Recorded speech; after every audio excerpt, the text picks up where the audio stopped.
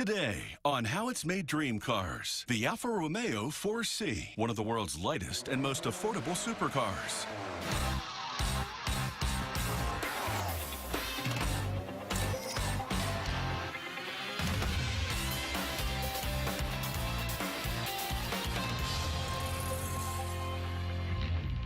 The 1967 33 Stradale is the stylistic ancestor of the all-new 4C. Long considered one of the most beautiful cars in the world, the Stradale embodies the Alfa Romeo tradition. Founded in Milan in 1910, the company became involved in car racing as early as 1911. In racing, form follows function, and this ethos was central to the design of the Stradale. It's the reason the car remains a timeless classic, and it's the reason it was chosen as the inspiration for the 4C. The new 4C may recall the Stradale on the outside, but the resemblance is only partial. Alfa Romeo has designed and engineered this 21st century supercar to meet a completely new set of criteria. When Alfa Romeo set out to create the 4C, they wanted to build a supercar with an extremely high power-to-weight ratio. This meant they could either increase the power or decrease the weight. Since the other part of the mandate was to make the 4C affordable, it had to be as lightweight as possible.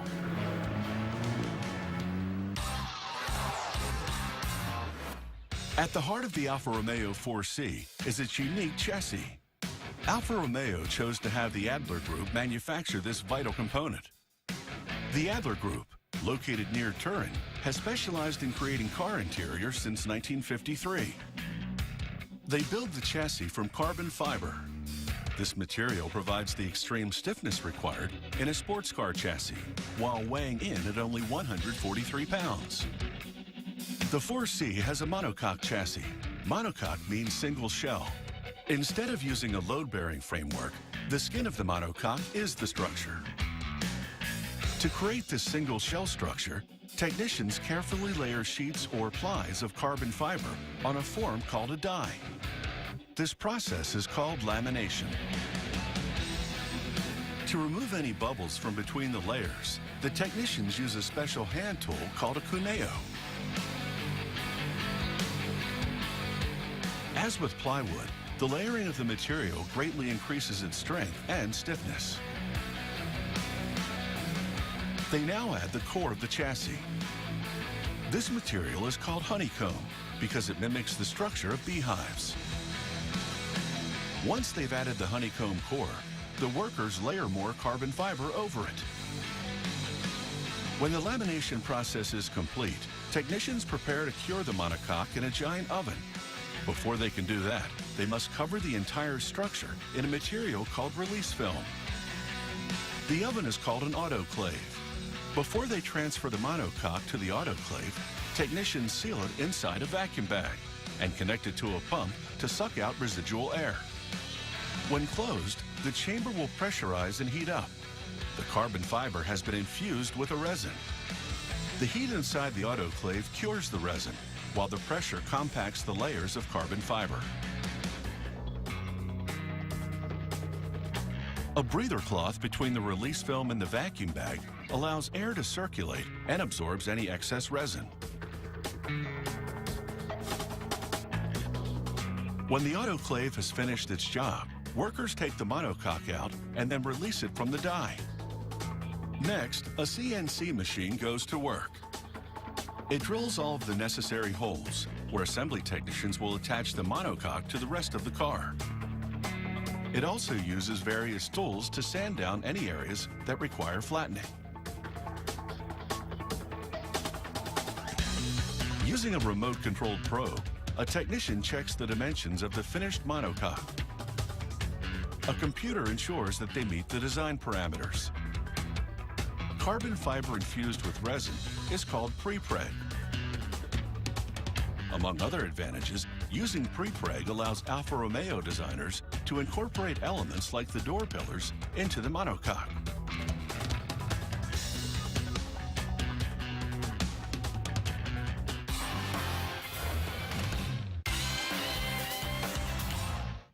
Alfa Romeo has created a new motor for the 4C, which has a maximum torque of 258 foot-pounds. Despite its power, it weighs only 295 pounds because it's made almost entirely of aluminum. Although Alfa Romeo makes the engine block out of aluminum, the piston liners are forged from a special cast iron. The piston liners may start out with a thickness of 2 millimeters, but the finish machining process will reduce them by 50% to just 1 millimeter. When installed and finished, they're so thin you can barely tell they're there. Installing the liners is an extremely delicate operation. First, a robot removes an engine block from an oven. The robot then places the piston liners partway inside the other block. Because this block has just emerged from the oven, the aluminum has expanded, allowing the liners to slide in easily. Jets of compressed air prevent the liners from touching and potentially scratching the walls of the liner openings. Next, a second machine picks them up, aligns them perfectly, and sinks them into position. The robot will then transfer the engine block back to the oven for the cooling process. As it cools off, the aluminum will contract around the cast iron liners. When the oven door opens again, the robot places the finished block inside. It will move through different zones inside the oven, cooling off slowly and evenly. This important step prevents deformation or cracking. Once the engine block is cooled and contracted around the piston liners, they can be finished. A device called the honing machine goes to work. The machining done here is so precise that engineers measure the tolerance in microns. A horizontal machining tool polishes the crankshaft housing. Water mixed with a liquid called cutting fluid helps the finishing machines meet the parameters required by the engineers.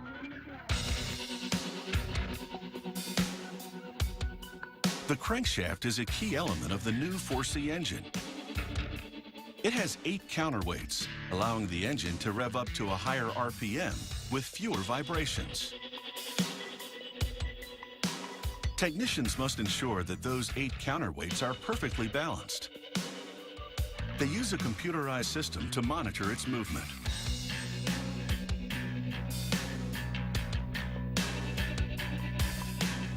Having located the imbalances, technicians program a special tool to drill holes in the counterweights. The location, depth, and number of holes must be determined with perfect accuracy. Once fully balanced, the crankshaft then moves to a quality control station, where a series of instruments measure every aspect of its geometry.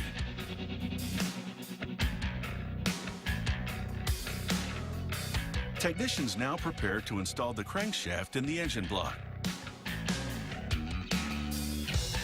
First, an automated camera surveys the crankshaft to make sure all the half bearings and thrust bearings are in place.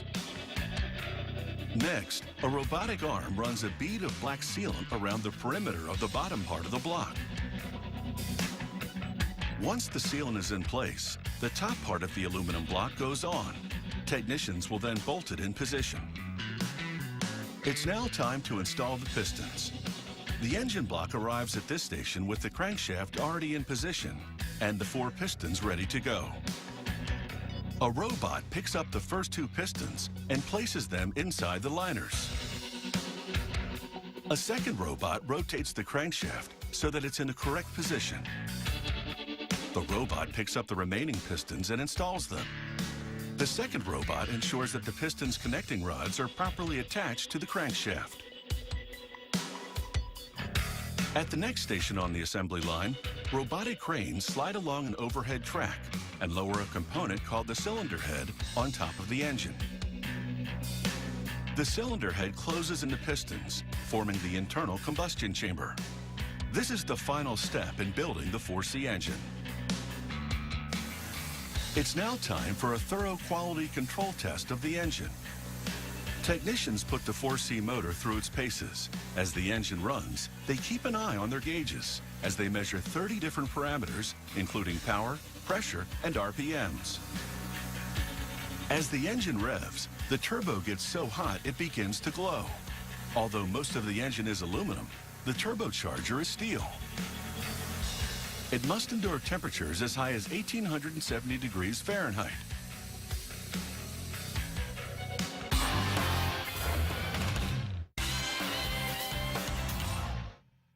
Alfa Romeo uses a material called sheet molding compound to manufacture the body of the 4C. Extremely stable and dent resistant, SMC is 20% lighter than traditional steel bodywork. A worker uses a cutting machine to chop a roll of SMC into strips. SMC evolved from something called fiberglass hand layup. Made of polyester resin, glass fiber, and calcium carbonate, the material is already very light. But to hit the 4C's weight target, Alfa Romeo uses a special type called low-density SMC. The technician begins slicing and stacking the strips to create a kind of layer cake called a charge pattern. This stacking process is important because it ensures optimal aesthetic and mechanical performance for the final product. To ensure that the material meets the quality standards required for the 4C, technicians must employ a high degree of manual skill and pay extremely close attention to details. The glass fibers are an inch long. A technician loads the charge pattern onto a mold.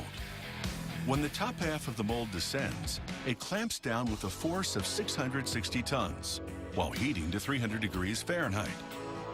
In minutes, the combination of intense heat and pressure forces the material to take the shape of the mold while curing it in place. The technician brings the newly formed component to a quality control station. Here, he brushes on a special highlighting liquid. This liquid will reveal any faults in the surface of the part. The worker gives the SMC a careful visual inspection to ensure there are no wave patterns or air bubbles. Next, a worker begins to assemble the hood of the 4C. He starts by placing the upper panel of the hood in a specially designed jig. He then carefully removes any dust with compressed air before thoroughly scrubbing and degreasing the surface. Moving to the inner frame of the hood, he begins to run a bead of glue around its perimeter. The technician has already applied a softer glue to the inner perimeter of the frame to stiffen the structure. The worker then lowers the inner frame into place on top of the upper section of the hood. Two holes in the frame fit over a pair of pins designed to hold it in position. The technician compresses the two sections together, ensuring a complete bond. For this part of the assembly process, Alfa Romeo designed a simple, low-tech, and fast process. It relies on manual skill and expertise, allowing the technician to fine-tune the process as he works. The technician clamps the two sections together with powerful magnets. He switches on an overhead lamp that emits infrared light to help the glue cure faster. Just 30 minutes later, the glue is hardened enough for the technician to handle it. He quickly removes the magnets and begins to trim off the excess glue with a knife. The two parts of the hood are now fully bonded together. The outer section helps define the style of the 4C. The inner frame provides the necessary structural support by adding rigidity, strength, and attachment points. The hood is now ready for the finishing process. Here, using an orbital sander, workers carefully smooth down its surface before applying a coat of primer paint. The workers switch the direction of the light source and wet the surface in order to give the hood a thorough visual inspection. This will help guarantee the 4C looks as smooth as it runs. In between each sanding, a worker sprays the component with a coat of primer paint. Once it dries, it will go back to the finishing department for another sanding. After repeating these steps 3 times, the surface becomes perfectly smooth and flat, ready for the finished coats of paint.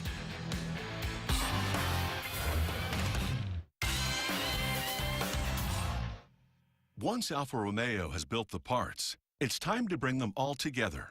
But assembling an unusual vehicle like the 4C requires skilled craftsmen who have specialized experience putting together unique cars. To assemble the 4C, Alfa Romeo decided to collaborate with Maserati, another legendary Italian car manufacturer. Here at the Maserati headquarters in Modena, a team of expert technicians begins the process by constructing the underbody. They bring together the aluminum front and rear frames with the carbon fiber monocoque. They clamp the three parts into a tool called a reference pallet. They then bolt the underbody together, making sure to tighten the nuts to a torque specified by the engineers. Next, the technicians attach the aluminum roll bar, followed by the rear window assembly. They bond the window to the frame of the car with a powerful structural adhesive. The technicians clamp a custom-built jig to the monocoque. This will help them hold components in the correct position as they attach them to the underbody. The workers now prepare to assemble the windshield. Once again, they use structural adhesive for the attachments. Where possible, the 4C design calls for adhesive instead of bolts, welds, or rivets. The use of adhesive helps reduce the overall weight of the car. The technicians install the roof and clamp it in place for 40 minutes to allow the adhesive time to cure. Once they've attached the body or skin of the 4C, it will head off to the painting department. A large overhead crane moves the painted body to the assembly line.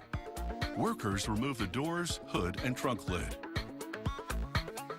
Then they install front-end components like the cooling unit. This is a stop-and-go assembly line. Every 40 minutes, the car moves to the next station. Next, it's time to bring the powertrain and the body together. Technicians use a hoist, which holds the entire weight of the engine as they install it behind the seat. The reference pallet under the car provides a guide so they can position the part correctly. The brakes, with Brembo fixed 4-position calipers, are dual cast, perforated, and self-ventilated.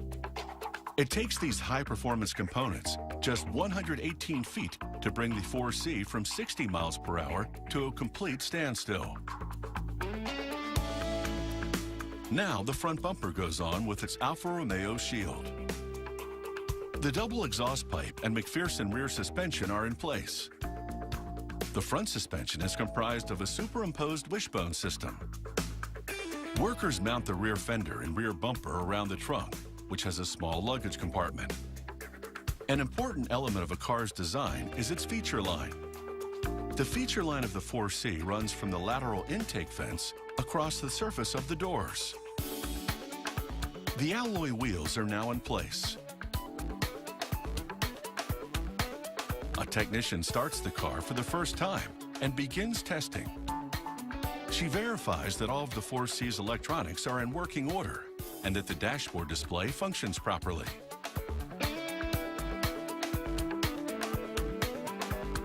The rolling wheel on the floor is called a rattle bench. It simulates rough driving conditions.